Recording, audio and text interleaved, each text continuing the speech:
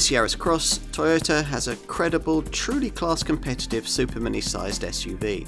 The Yaris Cross fills an important gap in the company's crossover lineup just below the CHR and gets a useful update here. Its full hybrid power plant is still the most frugal in the segment, and there's also class-leading safety and the unusual option in this class of all-wheel drive if you want it. Potentially lots to like then. There aren't any significant visual changes to this improved Yaris Cross, which means that, as before, two words are supposed to sum up the look of this car: robust and minimalistic.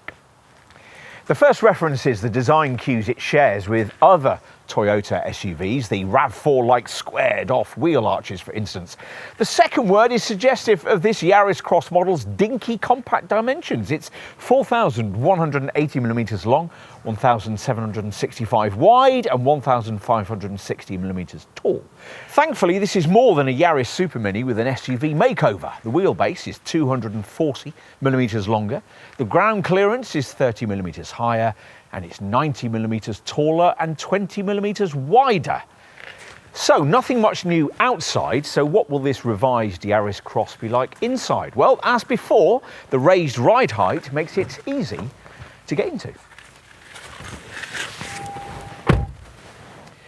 And once behind the wheel, you'll find yourself in a part of this updated Yaris Cross that is a bit different. The cabin redesigned for more of what Toyota calls a digital experience. An owner of the earlier car would notice this larger 10.5-inch central multimedia screen fitted above base trim, and with plusher spec, the Combi Meter instrument display can now be far bigger, up to 12.3 inches in size. Even where it stays at the 7-inch size we have here, the brand hopes you'll notice the complete screen redesign. The other midterm update changes are more subtle. Toyota's tried to make the cabin finish more inviting, though you won't notice many of those efforts with the relatively lowly trim level we're testing here. With this updated design, there are new treatments for areas like the front pillars, the sills and the centre console, along with smarter trim finishes for the door panels and armrests. Okay, let's take a look in the back.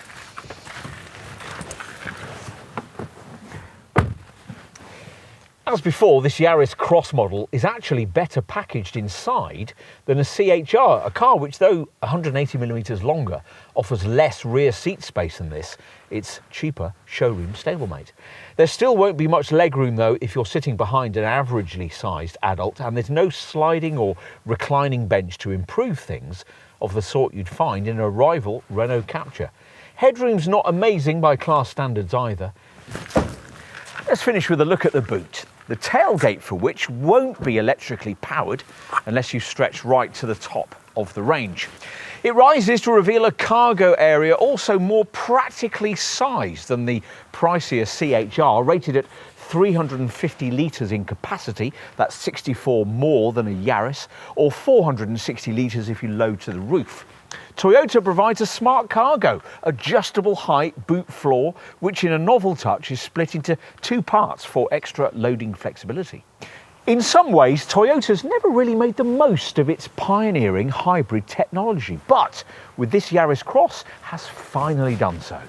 This mild update probably won't persuade you into one if you didn't already like this Toyota, but if you did, then there are now even more reasons to choose it, which is why you can expect continued sales success from this car.